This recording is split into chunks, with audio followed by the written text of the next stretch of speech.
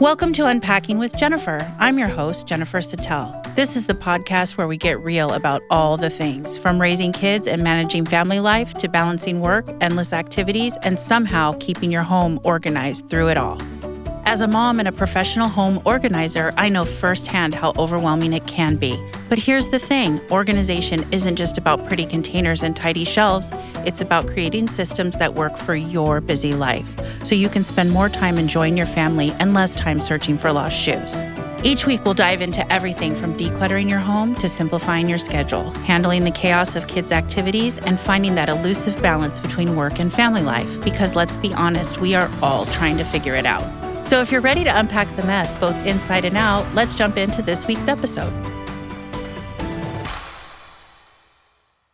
Welcome back to another episode of Unpacking with Jennifer Satel. Please remember to like, follow, and subscribe to get notifications when a new episode drops. Oh my gosh, today is the most amazing show. I want to follow up with a little story that I gave you a sneak peek of last week that I was going to surprise Charlotte and her friend. And David and I were going to take them to the Grand Hyatt, whatever, Indian Wells, whatever it is, hotel, which I knew it was pricey. It's something that I thought would be really fun to do because Charlotte, she loves surprises. Last year, we took her to Palm Springs at another place, and it surprisingly had a little water slide, and she was all about it, and she's been asking me if we were ever going to go back. So I thought, well, instead of this tiny little water slide, let's do this whole big, supposedly it's this, water park. I mean, I feel that the term water park is a generous thing. It's 2 slides. It does have a lot of pools. It has a splash pad. It has 7 pools and 2 jacuzzis. It has a splash pad. It has a lazy river. The lazy river is awesome. It does have 2 slides. But to say water park, I was thinking Magic Mountains, Hurricane Harbor, or Wet and Wild, or whatever these water parks were. And it wasn't like that, but it was fine. It was great. It is very expensive, though. And here's the thing. I have to remember to stay in my financial lane, which is very tiny. By the way, it's not even a bike lane. It's a Vespa lane. It's so tiny. And we get there on Sunday afternoon or early afternoon. And we asked if we could just go to the pool before we can check in, because here's another pet peeve of mine before I get into my story. I feel that I want to file a class action lawsuit against hotels because I absolutely do not believe that I should check in at 4 o'clock and have to check out at 10 o'clock the next morning when you're paying. I don't even care if you're paying $100, if you're paying $12. This was a $400 a night hotel, which I never stay at because I'm in a Vespa lane. I'm in a small Hot Wheel car lane. And this is to me, just crazy. But it's why are you don't even get 24 hours. I mean, essentially you get 12, 16 hours. I mean, 17 hours. That's so stupid. And it makes me mad. And I feel they rip you off. And same thing with the whole Airbnb thing and all of that. I understand it's a hotel and you got to get people in and out. But if you're paying $400 a night, I do think you should get a full day. And I feel that way even if you're staying at Joe Schmo's Inn on the corner of Murder and Guns. It doesn't matter where you're staying. It's just the principle. And I really feel I'm going to do that one day. It's on my list. Anyways, we check in. They let us, they said we can go to the water park. So we're going to walk up and just say, hey, can we go to the water park? The guy's let me check you in. But I thought he just wanted my information. And then, we would have our room cards. And when we're ready, we could go. And he's like, oh, no, you can go up to the room now. It was 1 o'clock. So that was great. So we did get a couple extra hours. Anyways, we go down. The girls are ready to party. David and I we're just here to be here. I'm telling you, part of the reason, besides that we wanted to invite her little bestie, her lifelong bestie, is because she has a buddy that I don't have to take all the bullets all the time. And David loves this kind of stuff. He loves water slides. He'll do all that. And so I just kind of wanted to just lay for an hour and just get some skin cancer. I just wanted to be toasty and have a good tan. And it's fine. So then it's lunch. We're like, hey, girls getting hungry? And they're like, yeah. And so we get 2 kitty little chicken tenders with 6 French fries, and one of them gets chicken tenders with watermelon, which is like 5 slices. And then I get a wrap and David gets a burger and David and I each get an adult beverage and it was $150. And I almost died because I just was like, this is the kids' menu. It's $150. We haven't done anything. This isn't gourmet. This isn't whatever. It's fine. Whatever. It is what it is. Fine. It's $35 to park your car for overnight. Fine. It's fine. We get back to the room later on. The girls are like, oh my gosh, I want to watch Minecraft. Even though Charlotte went to the movie theater and we spent money, she went with a friend, but they spent money to go see Minecraft. I'm going to spend $25 for them to watch it in the room because it makes them happy. And I also wanted to lay down and not hear mommy, watch this, which I love Charlotte dearly, but there's only so many dance moves I can see without like just kind of crying silently to myself. They watched the movie. I actually ended up falling asleep, partly because the sun was very toasty and I had a couple drinks out by the pool. So I took a little siesta, which was great. Then they wanted to go to Olive Garden for dinner. Fine, whatever. It's like $100. Fine. Then the next morning, Monday morning, David is not a morning person. And I will continue to say this in every single episode because it is my biggest pet peeve of his. It's just like, there's little girls here, get your fucking shit together. You have to wake up every morning. And I brought you here saying, remember, there's little girls. They're going to start whispering and thinking they're talking really quiet while they're under the covers laughing and all of this. But he didn't want to wake up. So I just said, well, you know what? I'm going to order room service because all we were going to do was go down to that same, restaurant. So Charlotte gets plain pancakes. It's 3 pancakes. You get 0 sides. Not one essence of egg, not a pretend piece of bacon, not a anything, not a country potato, a sliced potato, a whole potato, nothing. It's 3 pancakes, butter, and syrup. And I get a side of bacon, and her friend Darla gets blueberry pancakes, and I get a piece of toast that is with butter and jam, because jam is my jam. I love jam.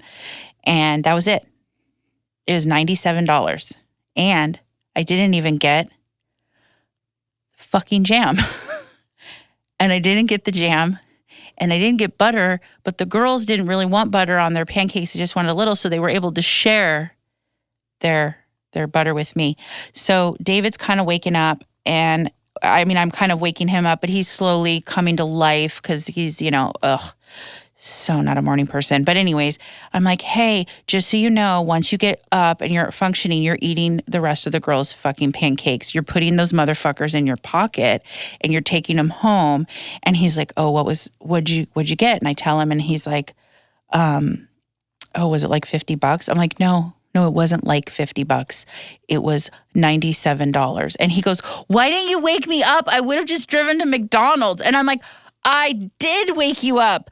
I fucking woke you up 2 times and I said, the girls are going to start getting hungry and you rolled the fuck over. So yeah, that was that. Then, oh man, this was like a fucking, I wanted to shoot myself in the face, but I didn't because I do like my eyes and I didn't want them to be destroyed. So later on in the day, we go back down to the pool. The girls eat their breakfast. We go down to the pool. Mind you, I had my toast with no jam. We go down to the pool again. We're going to hang out for like 3-4 hours and then we're going to head back. But while I'm sitting there, I'm like, hey, David, do you think we should go on that aerial tram thing? Because I've literally gone to Palm Springs my whole life, like every year since I was like 8 years old, for the most part. And I've never been, and he's never been. Clearly, the girls have never been. So we're like, let's go. Let's just do it. Let's just spend an insane amount of money in like less than 24 hours of time. So fine, great. So I go on. I'm in the sun, but I kind of put the towel over so I can see my phone, and I book us the tickets. So it's 2 adult, 2 kids. It's $107. Fine. We're gonna go. It doesn't have a time. It just says join us. So I go and I'm walking over to the pool to tell David, like, hey, I got the thing. And as I'm pulling the screenshot up, because I take a screenshot of everything I do because I'm always paranoid that I'm not going to get the email or whatever. And I look, and in my brain, this has never happened. In my mind, I was trying to remember, when you notice something, I noticed that the date was for Tuesday and not Monday that I booked. And I'm like, But I looked on the thing and the website, the calendar, when you pulled up the calendar, it just defaulted to the next day. And I always see it defaults to the day you're on. And then you change whatever. So I never paid attention. I was in the sun, whatever, my fault, my bad. So I tell David, I'm like, God, I fucked up. And he's like, well, when we get there, we'll just tell him. I'm like, okay. So we rally up the girls, pack this 500 things for less than 24 hours, 7 million things. And we go and we're driving there. And we pull up to the parking thing, which is going to be $15. I'm just telling you the price just so you understand what a 24-hour, maybe 28-hour span of time is just ridiculous. It's going to be $15, fine. But David tells the guy, hey, we have a question. And I pull up my thing and I'm like, I accidentally booked it for tomorrow, but is there a way we can just like come today because we're here today? And he's like, no. And I'm like, well, I didn't know that it just didn't automatically just go to the day I'm on. It went to tomorrow. He's like, I'm sorry, no, we don't do that. I'm like, so we're just not, what are we supposed to do? He's like, I don't know. He's like, but you know what? He's like, turn around and right behind us where the sign says speed limit 25, that's where the best cell service is because we're starting to go into like the mountains. He's like, go there and call the number, blah, blah, blah. Okay, fine. So I talk to this guy. Hey guy, how's it going? Here's the situation. I booked the wrong day. We're here right now. I was wondering if we can just switch from tomorrow to today. He's like, no, it's sold out. I'm like, well, okay, how is it sold out? Because there's like no times. There's no like whatever. He's like, I'm sorry, no. I'm like, okay, well, can I get a refund? He's like, oh no, you missed the window. I'm like, I just booked this 4 hours ago. I didn't know there was a window. And he's like, there's a window. You missed the window. I'm like, so, okay, if we can't get a refund and we can't go today, can I get like a credit so we can come another time, maybe who knows when, whatever. He's like, no, we don't do that. He goes, we will, but I need a date. I'm like, and David and I are like looking at each other like, I'm like, I don't have a date. Like September, I have no fucking clue. Like, I have no idea what I'm doing tomorrow. Like, everything is so chaotic in our schedules. And I'm like, I don't know. He's like, yeah, then I can't help you. He's like, I will try to, I go, so wait a minute. I just paid $107 that I'm just going to lose forever into the world of wherever because I'm here. It says it's sold out. It doesn't say on the website it was sold out and we got tickets. And he says, I'll try to put in a refund, but I'm going to be honest with you. You probably won't get it. I'm like, okay, cool. Thanks. In the meantime, David is purple red and he's like, tell him we're going to take him to small claims court. And I'm like, okay, thanks, guy. And he's like, why didn't you tell him? It's like, from now on, everything goes to small claims court if we get fucked. And I'm like, okay, great. So we drove away and I'm like, sorry, girls. They're like, it's okay. They really probably didn't give a shit. I just thought it would be something fun to do. But that was our weekend of the girls had a great time. We had fun. It was really fun, but it was just so expensive. I was like, oh my God, we were talking about going on a trip. And I'm like, Jesus, I was thinking the trip would be like $2,000. I spent $1,000 in 24 hours almost. That's fucking insane for nothing exciting. So anyways, we're not doing anything for a long time. And that's my surprise story. But she was very surprised. She went with her lifelong friend. They have a great time together. And it's super fun, and it was fine. But that was our day. We came home, and I just like laid on the bed for a minute, just like, wow, I'm gonna have to sell a kidney to pay for this day. Anyways, that was funny. Great time. Charlotte, she's great. She's so cute. She's adorable, and that's what it's all about. Her. I'm not gonna rain on her. I'm not gonna rain on her sparkle. Okay, let's take a quick break.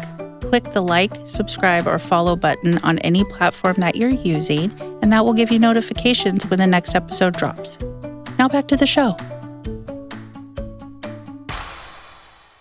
Okay, so I haven't really talked about organizing in a while, but a couple of things I wanted to touch on, which, again, a lot of this stuff I can really just talk about and dive in for forever, honestly. I know I've mentioned a lot that people don't know where to start. And it doesn't even start with necessarily we're there in the room and they don't know where to start, or they go in their own room before they reach out for help and, assistance kind of, they just don't know where to start. But one of the things is it's not just like, where do I start in the room? It's sometimes people will reach out to me and ask me questions and I don't hear from them for a year and a half. It's where you start when you're ready. Like every single person in the world hits a threshold with something. So whether it's your relationship is over, your marriage is over, you're done feeling fat, you got to get in those jeans, you're going to fucking just stop, eating junk. You hate your job. You hate your job. You hate your job. You hit your threshold. You're like, I can't take this anymore. I know I have to work. I get it. And a lot of us don't even want to work, but we have to. But you want it to be a place that you don't wake up in the morning like wanting to cry. And that is, you hit your threshold. And people, when they invite me into their home, usually they've hit their threshold. They're ready. They need help. A lot of times there's tension between like the spouses, husband and wife. Like the wife is like, we need help. We have kids. We have this. When do we have the time to do this? Like to really dive in without help. Also, you're emotionally attached to some of this stuff, and like I said, in some cases, the husband's super attached to stuff. And in other cases, the wife in different capacities. Typically, you don't see both spouses that are kind of, I don't want to say hoarders because that's a very generic term. A lot of people say, oh, I'm a hoarder. No, you're not. Go in a house that has fingernail clippings and hair and they've never thrown anything away since the late 50s. That's a hoarder. You having, extra stuff, okay, we'll talk about it. If you can't walk in your house, you're a hoarder. Not you have piles of stuff and you can't believe it. But everybody hits their threshold. It takes time. Sometimes the starting point is actually reaching out for help. And it sounds like, it's not like I'm trying to be like all, Alcoholics Anonymous, like reaching out for help and seeing this, but it is. It clouds your mind.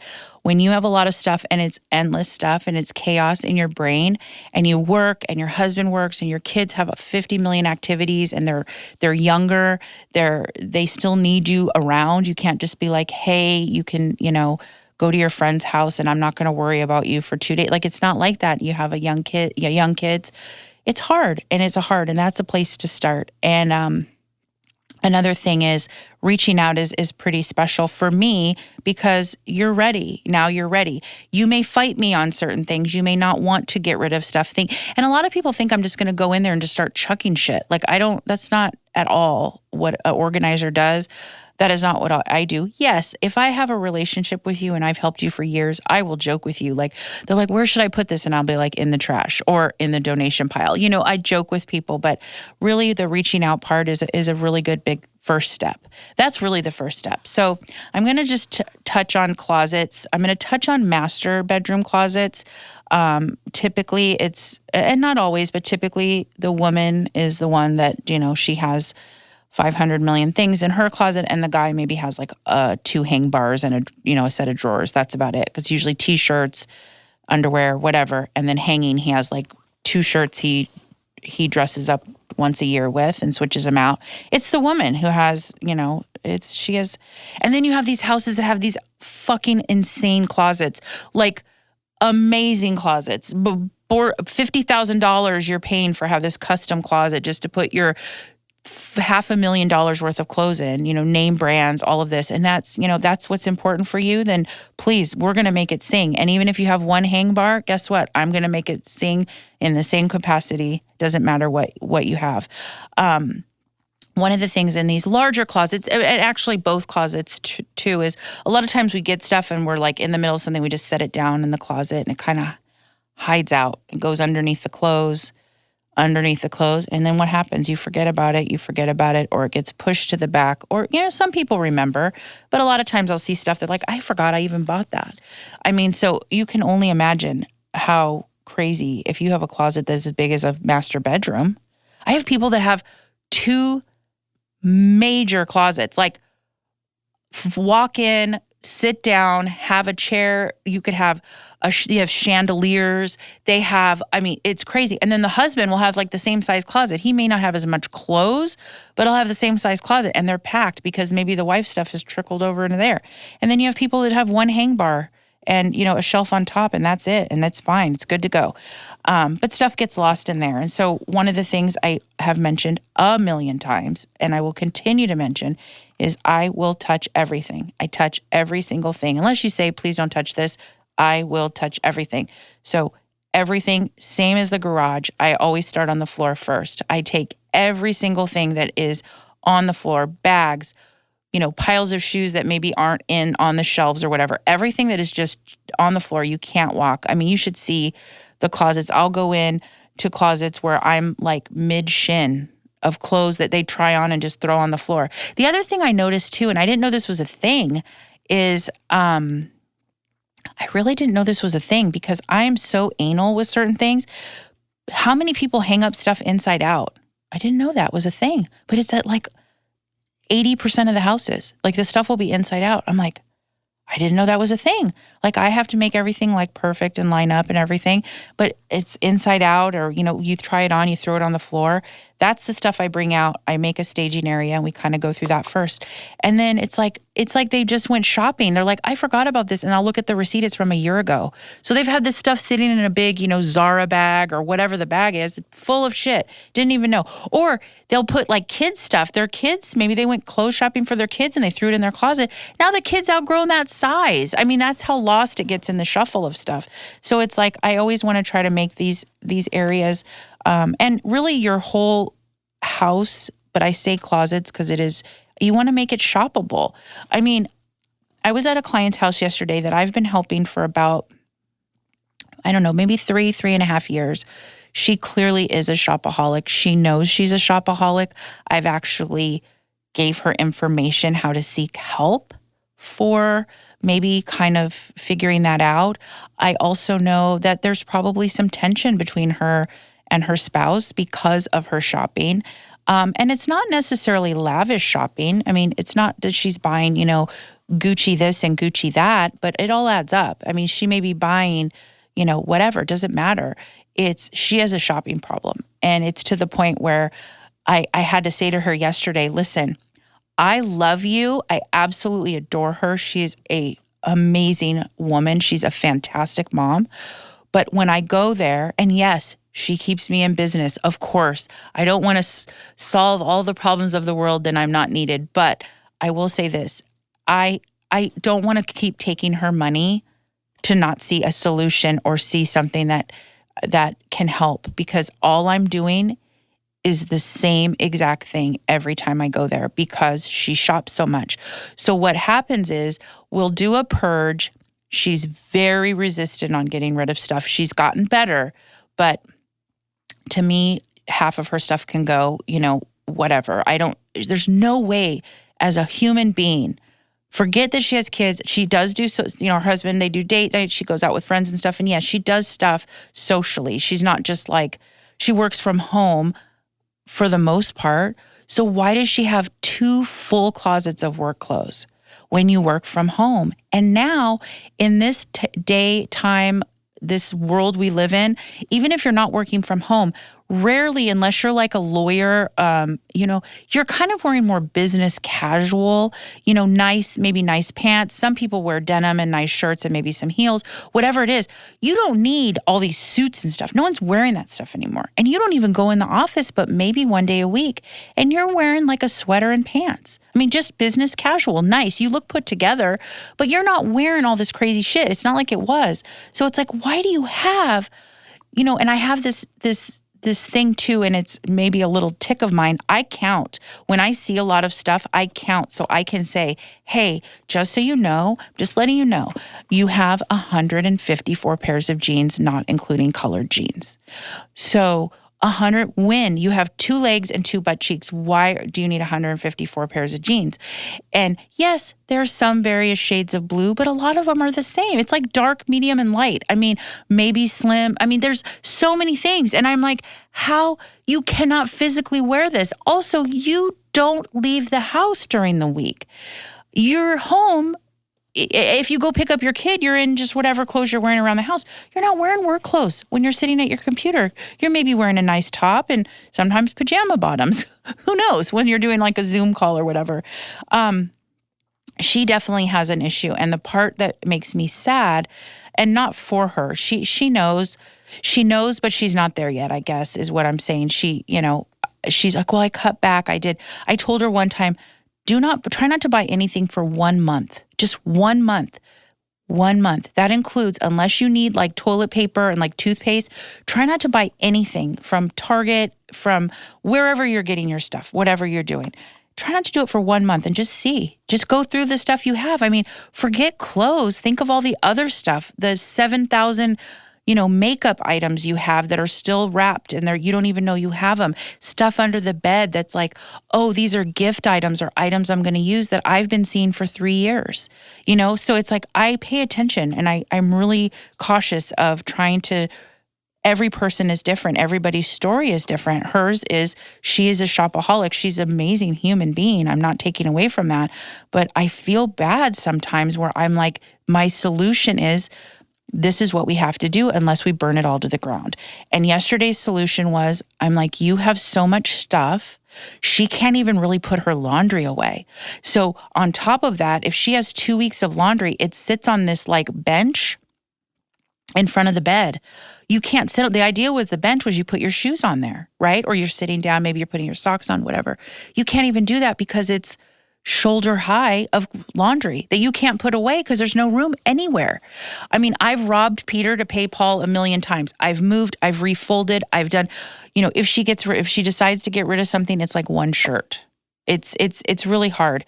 So I said to her, and I see this a lot in other people's homes as well, I got these like storage bags for clothes, and I pulled out anything that was like a sweater, anything like winter sweater, winter like kind of scarves, anything winter out of her closet, which already her closet, you forget the laundry you can't put in. You cannot shop this closet. You cannot pull out a hanger without pulling out like 6 hangers just to see that one shirt you wanted. So you can't shop it. And if you thinned it out, you'd be like, holy shit, I have a really great closet. I have clothes I can wear. And it's hard because I feel bad. And so I said to her, this is what I did. I pulled out, just to kind of get some room for your laundry, I pulled out all the winter. And, we're starting to get warm. And as we know in California, or in Southern California at least, I mean, we're talking like it's warm through September, October usually. So, and when I say warm, you're not wearing a turtleneck, big chunky sweater. She was in a kind of a mild panic because she's like, well, how will I see these sweaters? I'm like, they're in a storage, like a clothing storage bag. Let's take them upstairs. She has kind of like it's like an attic. I mean, I wouldn't like hang out in there, but she actually had a closet built in there. And then she has a rack of clothes. And then there's like a shelving unit. I'm like, maybe we put the sweaters up there. She's like, well, how am I going to see them? I'm like, you're not going to see them for probably 5 months. I really doubt you're going to need a sweater. Like, you have long sleeve stuff. I didn't take all the long sleeve. I just took the thick sweaters that are space, killers. It's a ton of space. I filled 3 of those bags in like maybe 5 minutes. I could have done 5 more. I mean, that's how much stuff she had. And she was in an absolute panic about, well, I don't know. I don't know what I'm going to do. I won't be able to see the sweaters. I'm like, you're not going to be wearing them for 5 months and you can't really see them now. Like, we've moved. She spent like $4,000 to have 2 closets built with just like one big long hang bar, one in this attic area that's, a little skeevy. I'm always afraid there's going to be like spiders and rats, but there hasn't been. And then in this closet that they have, she just made it one big long hang bar instead of it was like 2 short ones, and she just needed one big long one. She spent like $4,000, and I'm like, we're spending all this money on. You're spending all this money on these closets, and still another 20% of your clothes are just literally on the bench, or they're hanging on their bed. On the bedpost, they have like a 4-post bed. They're hanging on one of the bedposts, all of like dresses that don't fit. She probably has between 250 to 300 dresses. I'm like, when are you wearing all these? And I know they're cute. And I know a lot of it is the thrill of the buy. You feel like you're going somewhere nice. You're maybe going to have date night. Maybe you haven't felt good in your own skin for a while. You go and you see an outfit and you feel fucking good. You feel good. You look good, you feel good, all of those things. And I get it.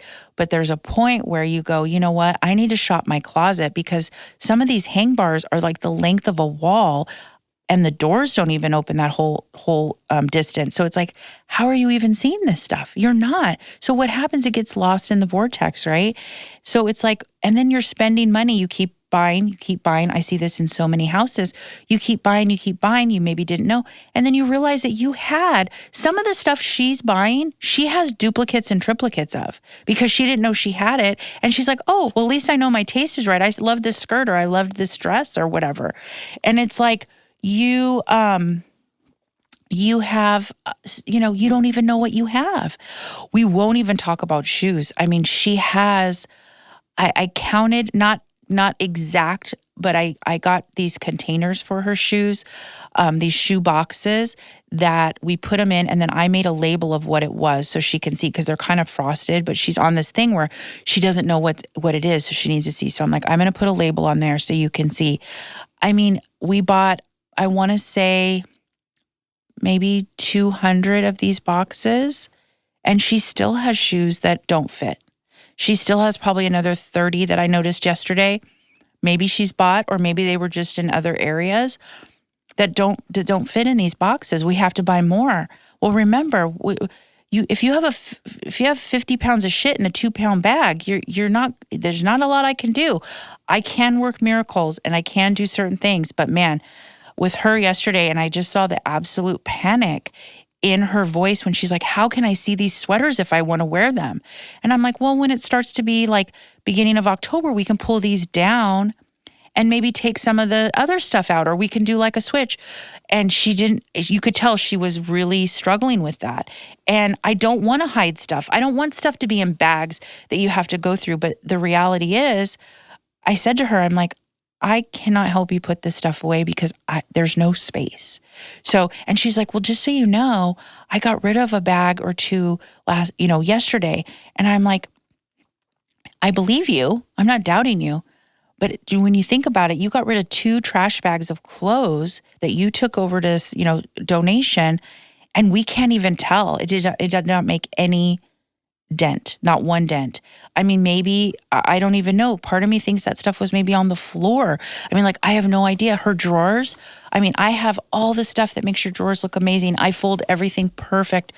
But when your drawers are so full, you cannot close them, you cannot open them, and you have, 25 pairs of, socks with like sushi and like ducks on them. Like, when?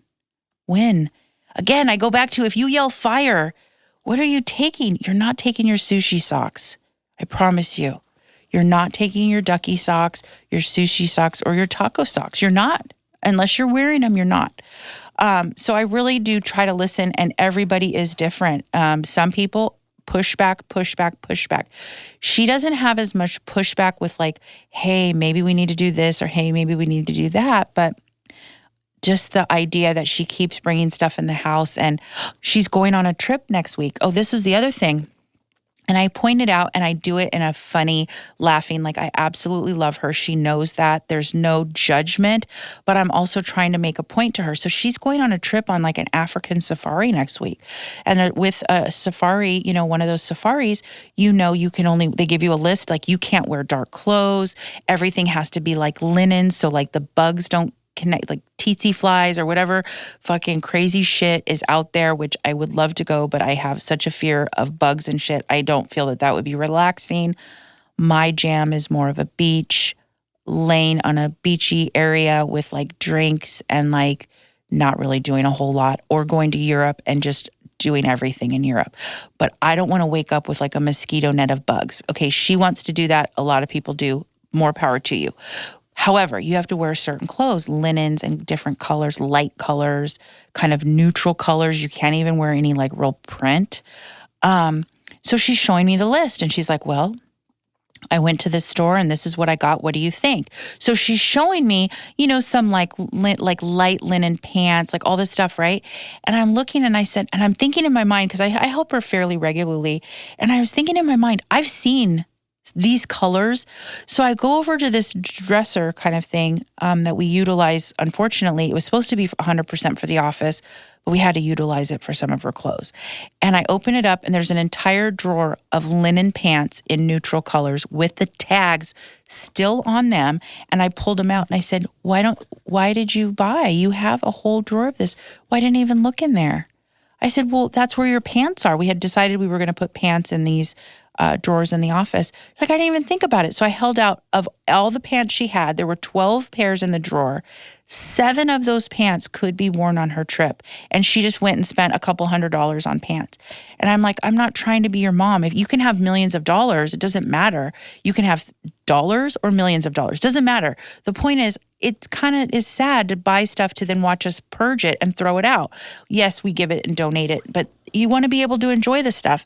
And those are just some things when when I'm working on your closet and working on your behaviors and some of the little nuances, the little things that I see. I always joke with people too. And I've mentioned this before, like in the garage, but especially in the closet, like I wear this all the time. I'm like, no, you don't. I'm like, you don't. You just lied to my eyeballs. And they're like, no, I didn't. I'm like, that's my fold. I was here 4 months ago. That's my fold. You don't wear it all the time because I know how I fold. And a lot of people don't, you don't fold like me. I have a background of a million things. I fold with my eyes closed and it's usually in line and fairly perfect. For the most part, as long as I can get it in the drawer. There might be a couple that are off. So I know that you haven't unfolded that. I know that those pants that I, put in that drawer, you haven't touched, and it's okay. It's fine. I'm not your mom. I'm not going to shoot you dead. But what I am going to say is I'm trying to help you utilize what you have before you're just buying more and having to just donate stuff. You know how many bags of clothes I see? Thousands of dollars. And I'm not talking high-end stuff that people are donating or getting rid of high-end stuff, but usually they're trying to get a little bit back on some of these $3,000 fucking, shoes and all this shit. That whatever. But just to see, those bags, that's thousands of dollars of stuff you're bringing in to just, some of it's with tags you didn't even know. Now maybe you don't fit in it. Or now you're like, oh, well, I don't even work there anymore. So, or I don't wear that kind of stuff anymore. And I just try to help with everybody's different. Everybody has a story, and hers is a little bit more on the shopaholic kind of range, and she'll tell me 1,000 times she knows, and I know she does, and I know she hears me. It's not changing, and I also see that it is, I know it's mentally kind of clogging her mind. She's a professor. She has a PhD. She has a lot of stuff going on in her home world. And this is like something I can help with. And when I can't help, I kind of beat myself up because I'm like, I don't know what to do at this point besides maybe build you a extra house in the back just for your clothes, but I don't even really know how to do that. So these are things that it's not just going in and making everything beautiful. Like there's so many stories and there's so many behaviors that organizers in general, not just myself, deal with. And the idea is to declutter not only your home and make it functional, but also declutter your mind. And that is the biggest challenge, is your mind. Because I will continue to say this, is a lot of times I see people's list of things to do. And if there's 5 things, if there's 25 things, if there's 2 things on that list, one of those things will always be either get organized, organize my desk, organize my closet, organize my kids' room. There's something on there and it never gets done, right? It kind of goes to the bottom because we have to work and live and keep our kids alive and all these things. And it's just so stressful. And sometimes having someone come in and help guide you is what I'm all about. It's not, yes, I can take your money. And yes, she always jokes with me, well, I'm one of the reasons that you're so busy and this and that. Yes, and I love helping her, and she's an amazing person. It has nothing to do with that. It's just sometimes I feel like I'm trying to solve a lot of problems, and I usually can. And with situations like this where the dynamic and the behaviors are not changing, it makes me feel like I'm letting her down. And I know that I'm not. I'm doing the best that I can with what we have. But I also see that there is some tension in their home, and it's for what? Like it's like, let me help you, and I will continue to help her as long as she asks for it, and she always is asking for it. And I'm hoping that one day some breakthrough will happen on her end, and then I can finish doing my job And, and certain people are not super, super organized. That's okay. I'm not saying she's going to walk in and, every shoe is going to be perfect and all of that. But I just want to make sure that she just isn't walking into chaos. And every time I go in her house, even in her office where she works from home, it's a lot of chaos. And I just try to help with that. So that was a long-winded thing about what I'm saying on closets, on just where you start, how you start, thresholds, where you begin. But again, I'm starting with closets. Closets are amazing. Closets are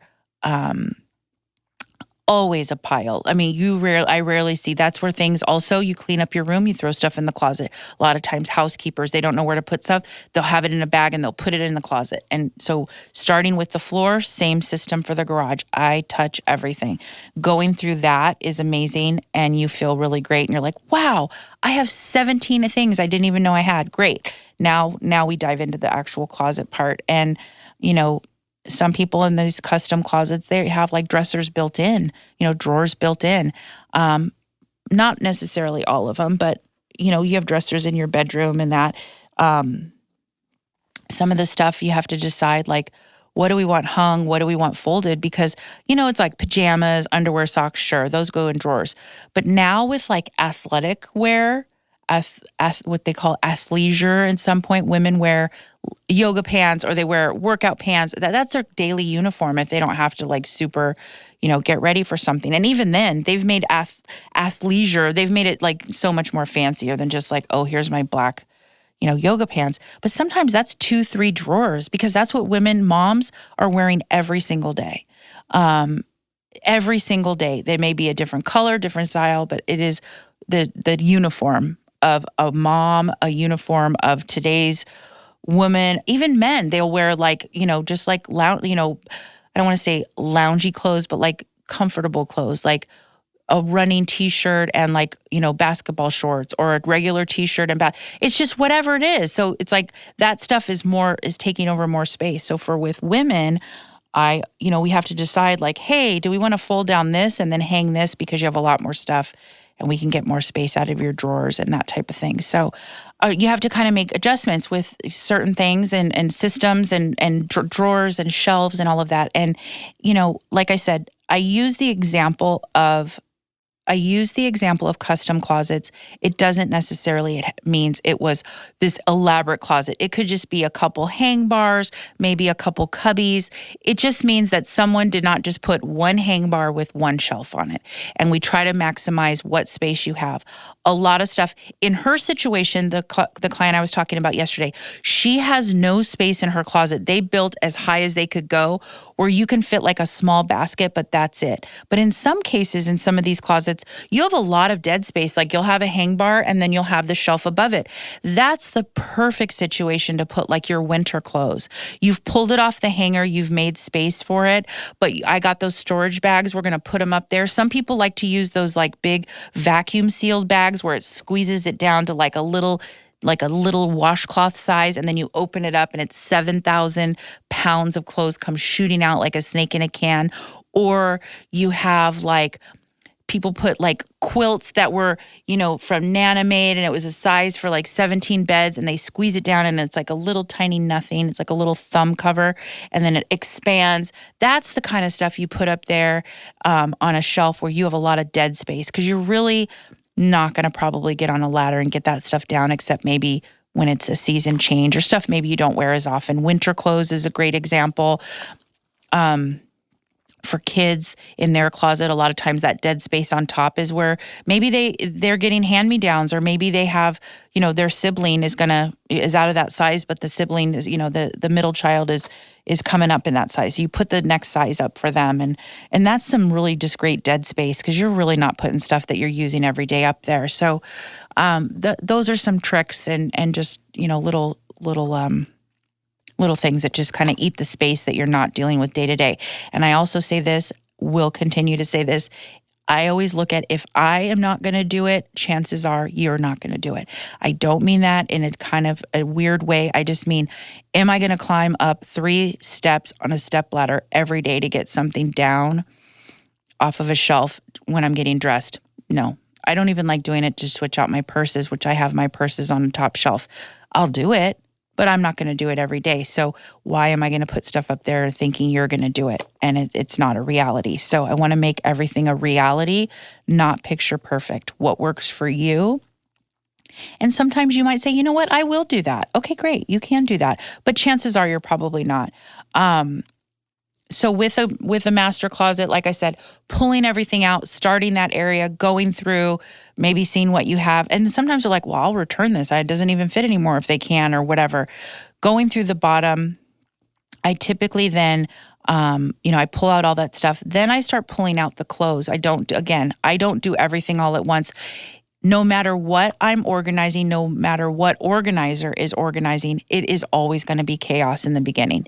And when I say chaos, I mean you're going to have piles, especially when you need to do a purge. Now, some people will tell me, I've already purged, like say a couple months ago, within 6 months. I just need you to, I just need it to actually be organized. And that's where the fun stuff comes in, right? You get to organize. Maybe you got some different baskets, some acrylic bins, some whatever. You did what you needed to do, but you've already purged. So we don't have to spend the time with that. So maybe the chaos is a little lighter, but it's always going to be kind of crazy that first hour or two. I pull everything out. So but I do it in quadrants. So I take maybe the top hang bar, bottom hang bar, put it on the bed. If I pull the comforter up or put a blanket down, and that's kind of your staging area if we are purging. And again, yes, no, maybe so. Yes, no, maybe so. Yes, no. Maybe I'm not ready today. Okay, we'll keep it. See how it is in a couple. Or maybe they have something like, I have an event coming up, and if I decide to wear this dress, great. And if not, people have to talk it out. And a lot of times when they're talking it out, I realize that's them, obviously they're figuring it out in their head, but also they're going to tell me a story about that dress. They're going to tell me a story about those shoes. And then it's like them saying goodbye to it, and they need to do that. And, I hear a lot of shit about people's clothes. I wore this on this day, and this is what I did, and it's great. I love to hear it. And then I get in my car, I listen to some techno, or I listen to some EDM, and I get it out of my head because I got my own shit in my head. But I want to hear those stories because it's your way to say goodbye, and now let's pass it on to someone else so they can enjoy it, if that's the case. And I just do staging areas. And then, maybe it's bottoms and tops, or maybe I do all tops first. Whatever it is, you go through, we pick yes, no, maybe so. And then once we've done that, the magic, the organizing is actually the fast part. It's really the purging and kind of seeing what you have. And then sometimes they'll be in another secret closet where they shove, or a lot of times a guest bedroom. Oh my gosh, the guest bedroom closet also is another place where maybe gifts go or bags go of clothes. Maybe you're hiding them from your husband, or you've bought a lot of Amazon stuff and you kind of hide it. You don't even really know what it is, and they'll bring that out. And then that's a whole other thing. But it's not a quick process, the getting and seeing what you have.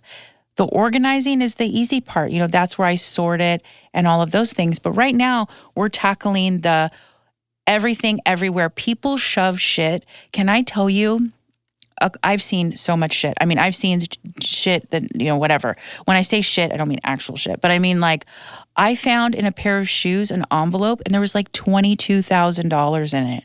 She didn't even know it was there. Like, holy shit.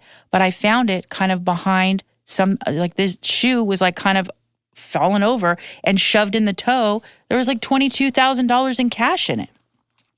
I have found so much stuff. People just shove shit. You hide it, you shove it, whatever. I don't care. But I just wanted to let her know, hey, I found this. Just so you know, I can leave it back in the shoe, but I want you to know this is what I found. Oh my God, I forgot about that. I hid that there like 2 years ago. Now, for me, I would remember that. I would remember if I had a shoe of $22,000. I'd probably remember if I had a shoe of $22. But, you find things. I show people everything. Everything you see. There's no hiding anything. This is what I found. This is where it is. And you tell me, hey, I want to keep it hidden there, I want to have, you don't need to touch this part. Or maybe they have, stuff in a safe. I'm not obviously touching the safe, but maybe they put stuff behind the safe. I'm not touching any of that stuff. But what I am going to do is I'm going to tell them, I saw it. Do you want me to put it back there? And then we go from there. So that's kind of the beginnings of a lot of different stories that I kind of touched on in terms of everyone is personal to me. I know people's behaviors probably instantly, if not within the first couple hours, and just see how they are. Some people want to be super involved. Some people would prefer that if they didn't have to purge, they would just prefer it's all beautiful and then they're gone and then they come home and ta-da.